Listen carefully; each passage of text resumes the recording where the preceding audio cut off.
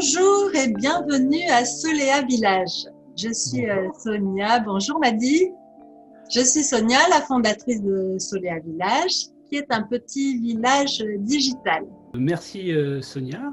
C'est vraiment un moment important pour moi et je trouve que c'est précieux ce Soléa Village.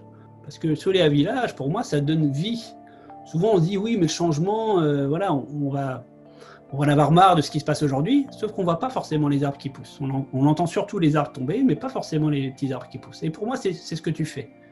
Et donc, c'est précieux, typiquement. Ça donne effectivement plus de place, plus de visibilité à ce qui se passe déjà dans le monde. On se rappelle, moi, avant, j'étais bloqué, je pensais qu'on ne pouvait pas bouger et que j'étais coincé. Et en fait, non, il y a un autre chemin. Et j'en propose un parmi plein d'autres. Et sur le village, je propose plein aussi d'itinéraires complètement différents. Et pour moi, j'ai été vraiment joyeux de rejoindre Soléa Village. Moi, en tout cas, dans mon expérience, c'était vraiment de se connecter à son corps. Pour moi, c'est la plus haute technologie du monde. Hein.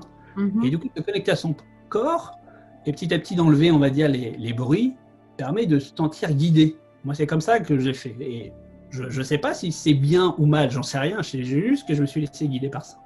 Mais de quelle façon tu te connectes à ton corps? C'est par la méditation ou aussi par des conseils que tu peux donner en entretien? Alors, pour moi, il y a plusieurs manières d'y arriver. La manière que moi je connais et que je vais pratiquer plus, ça va être un rituel effectivement du matin. Où le matin, je vais prendre soin de mon corps. Moi, je fais du yoga pour ça. Donc, je vais prendre soin de mon corps le matin. Et puis après, je vais essayer aussi d'être dans un espace intérieur plus calme. Et c'est là où la méditation, pour moi, m'aide. Et à partir du moment où je redescends et que je suis calme, chaque émotion qui va venir dans ma journée, je vais être plus capable de la capter.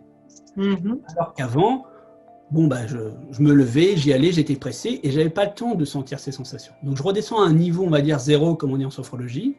Et puis petit à petit, de ce niveau zéro, j'écoute toutes ces sensations. Et il y en a certaines que je vais vouloir faire quelque chose avec. Je vais l'associer à une émotion et je vais faire quelque chose avec. Et d'autres, non.